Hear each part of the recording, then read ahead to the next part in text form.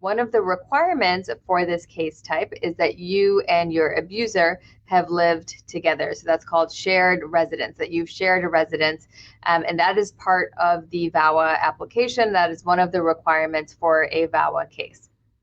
So many people ask, how can I prove that I lived with the abuser? So most of the time, what our firm is able to do, and we've been successful on it, is we are able to provide documents that list both your names with the same address. If it's a past address, that's okay. You don't need to be currently living with that abusive spouse. If you have lived with them in the past, perhaps even before you were married, that might be able to work with you as well. So you could be living together outside the country, and then when you crossed the border, you came into the country, you no longer live together.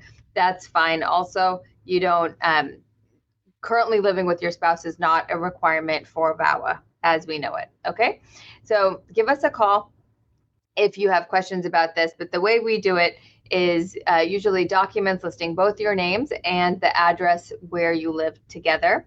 If you don't have those documents, which is really not uncommon for VAWA applicants, it's just not uncommon for VAWA applicants to not have those types of documents. Many times victims of abuse are not put on the joint bank accounts, they're not put on insurance, they're not put on the utility bills or the lease, right, as part of the pattern of abuse. And so all we need in that situation is for you to explain why there might not be documents with both your names on it.